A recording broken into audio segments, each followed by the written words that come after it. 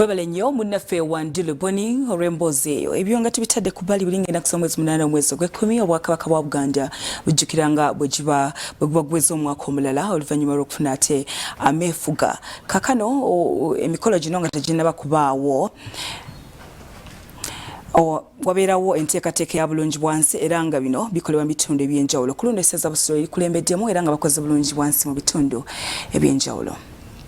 Nga wabula ennaku mbale bubazi Obwakabaka bwa Buganda okujjukira ameefuga gaabwo agabeerawo nga 8 okutuuka nga 10 buli mwaka. Town Council y'e Kachiri mu ssaza ly'e Busiro ng'ekulembeddwamu amyuka Ssebwana Alozias Semmanda yeegasse ku bitundu ebirala okola bulungibwansi akulembera enteekateeka eno. Era waliwo ebintu gavumenti byetasobola kukola ebyo byennyini ebitukwatako ffe ng'abantu. N'olwekyo enkola ya bulungibwansi wano mu Buganda yava dda nti tukola okweyamba ffe nnyini twekolere ebyo bye tulina okwetuusaako naddala okulaba nti ebintu ebikwata ku butonde bibeerawo ne bisigala nga tebifunyeemu kuteeteganyizibwa. Ng'emu ku ngeri ey'okwongera omuzinzi bulungibwansi ono yeetabiddwamu abaana b'amasomero bannaddiini era ng'akoleddwa ku kyalo Lugeye. Omukulembeze waabwe Musisi Ibrahim gy'agambye nti obwanga basazeewo babwolekeza oluguudo lwabwe oluludde nga lubatawaanya. Tugogodde omwala guno kubanga gubadde gwajjula olufuufu kati ng'ate amazzi gayita mu kkubo gaasala okuva ku sayidi endala ne gasala okudda ku sayidi endala. Ng'enkuba bw'etonnya wantu waseerera ebidduka bitawaanyizibwa okuyitawo so nga te ekkubo lino liyisa nnyo matiriyo naddala ow'okuzimba okuva mu masuuliite eyo n'ebitundu ebidiridde eyo. So abantu baffe gye tuyita tubagamba balongose we basula bagogole obujegere basimbe emiti nga Ssaabasajja Kabaka bw'atukubiriza.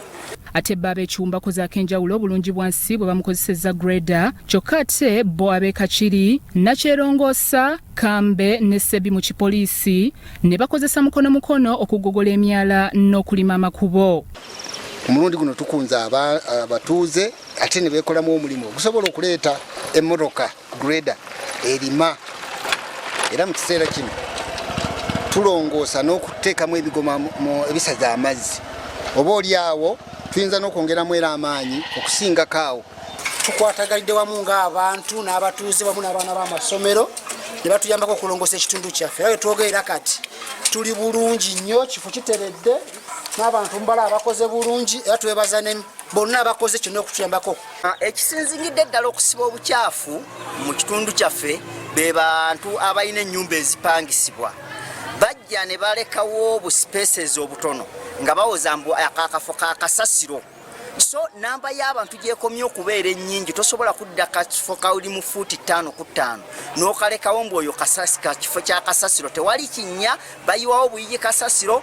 Meya wa Town Council Bisaso agamba nti omulimu guno gubanguyidde kubanga baludde nga bakozesa enkola ya Buganda ey'okweyonja emanyiddwa nga akalamatendo mwe bagabira ebirabo eri ebyalo ebisinza obuyonjo mu mwaka.